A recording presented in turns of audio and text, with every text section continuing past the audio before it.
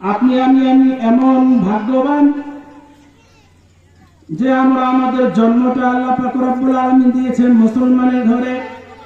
আমাদেরকে নতুন করে কালেমা পড়তে হয় নাই, আমরা সৃষ্টি জগৎ ভাবে চলে এসেছি মুসলমানের ঘরে। আল্লাহ পাক রব্বুল আলামিন আমাদেরকে যদি মায়া না করতেন তাহলে মুসলমান বাদ দিয়ে ইহুদি খ্রিস্টান এবং বৌদ্ধ চাকমাদের ঘরে জন্ম দিতে পারতেন কিনা? পারতেন। আল্লাহ তাআলা দয়া করেছেন, যেহেতু দয়া করেছেন সেহেতু আল্লাহ দুনিয়াতে আল্লাহর আইন চালু করতে হবে। আল্লাহ পাক রব্বুল আলামিন বলেন আন আকিমুদ্দিন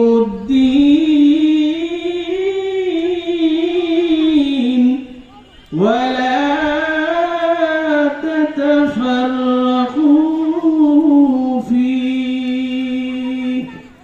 মহান রব্বুল কারীম বলেন, ও আমার বান্দারা, আন আকিমুদ্দিন, তোমরা দিন প্রতিষ্ঠার আন্দোলন করো। তোমরা দিন প্রতিষ্ঠা কিভাবে? সংসদ ভবনে যাবে, আমার কোরআন, আমার ইসলাম ধর্ম তোমরা সেই প্রতিষ্ঠা করো। ওয়ালা তাতাফাররাকু ফীহি, আর তোমরা এই দিনকে কায়েম করতে গিয়ে ঐক্যবদ্ধ হও, তোমরা পরস্পরে ছিন্ন ভিন্ন হয়ে যেও না। কেন ছিন্ন ভিন্ন হয়ে যেও না? কারণ যখন তোমরা পরস্পরে ছিন্ন বিচ্ছিন্ন হয়ে যাবে তখন তোমরা দিনকে প্রতিষ্ঠা করতে পারবে না।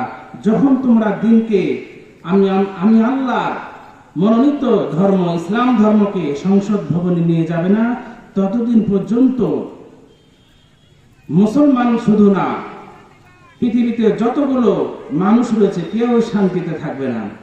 সম্মানিত উপস্থিতি, আল্লাহ পাক রব্বুল আলামিন বলেন ওয়াস-সামাই যাতিল বুরুজ।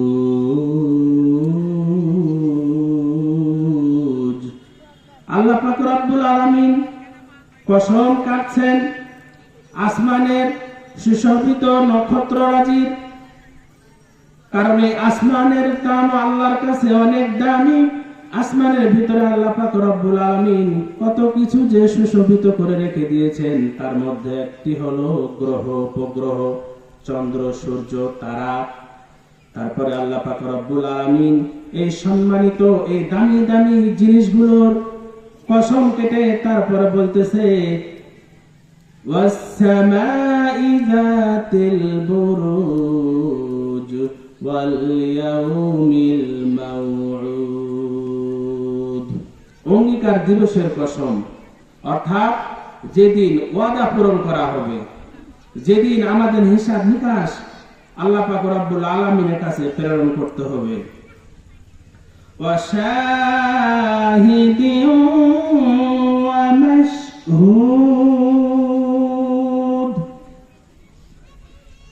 যা কিছু আমরা বলে থাকি সব কিছু আল্লাহ পাক রব্বুল আলামিনের কাছে রেকর্ড হয়ে থাকে, সাক্ষ্য হিসাবে থাকে। সুতরাং আমরা যে কোনো জিনিস বলার আগে আমাদেরকে চিন্তা করতে হবে যে দুই কাঁধে আল্লাহ পাক রব্বুল আলামিনের মনোনীত দুজন ফেরেশতা রয়েছে।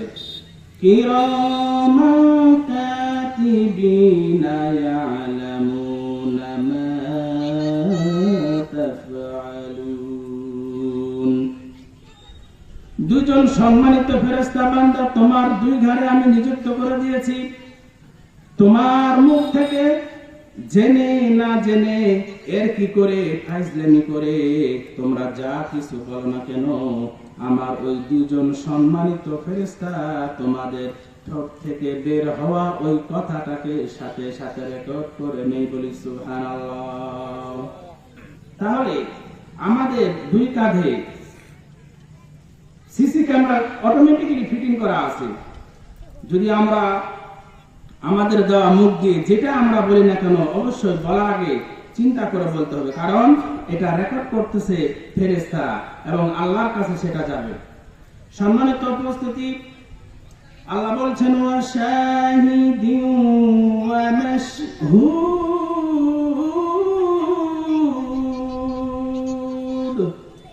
উকিলা আসহাবুল উখদুদ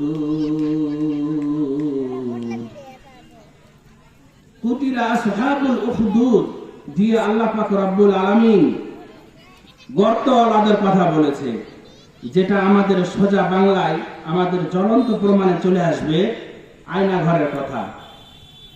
আয়না ঘর যে সব স্বৈরাচারীরা তৈরি করেছিল, ওরা জানে না যে তোমরা যে আয়না ঘর তৈরি করবা আর আয়না ঘরে ঢুকিয়ে তোমরা ইসলামওয়ালা আলেম ওলামা নিরপরাধ মাজলুম জনতাদেরকে তোমরা আয়নার ভিতরে ঢুকবা, জেলের ভিতরে ঢুকবা, তারা এটা জানে না। আল্লাহ পাক রব্বুল আলামিন সেটা ১৫০০ বছর আগে সূরা বুরুজের মধ্যে রেকর্ড করে দিয়েছে। ওই মূর্খ জাতিরা সেটা জানে না। যাহা কিছু বলা হয় সব কিছু আল্লাহর কাছে রেকর্ড করা হয়।